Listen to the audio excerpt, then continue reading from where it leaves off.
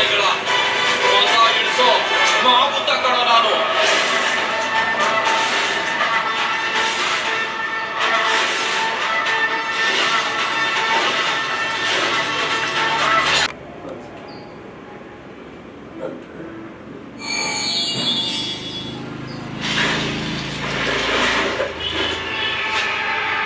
ಇಷ್ಟು ದಿನ ಗಂಡ ಕಡಿತಿದ್ವಿ,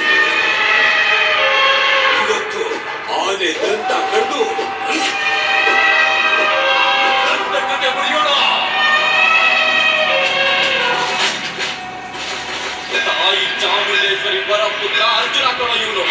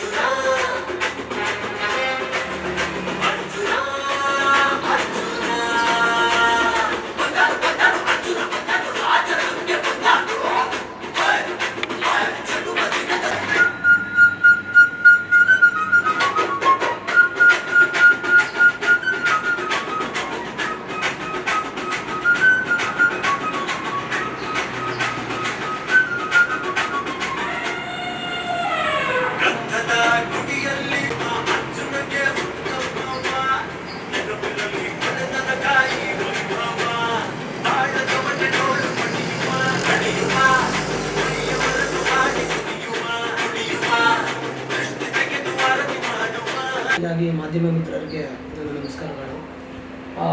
ನನ್ನ ಸಹೋದರ ಹಾಗೂ ನನ್ನ ಆತ್ಮೀಯ ಗೆಳೆಯ ಹಾಗೂ ಸಹೋದರರಾದಂಥ ಲಕ್ಷ್ಮೀವತಿ ಬಾಲಾಜಿ ಅವರು SDR ಪ್ರೊಡಕ್ಷನಲ್ಲಿ ಮಾವುತ ಅಂತ ಒಂದು ಕನ್ನಡ ಸಿನಿಮಾವನ್ನು ಮಾಡಿದ್ದಾರೆ. ಇದೇ ತಿಂಗಳು 30ನೇ ತಾರೀಕು ಅದು ಬಿಡುಗಡೆ ಆಗುತ್ತೆ.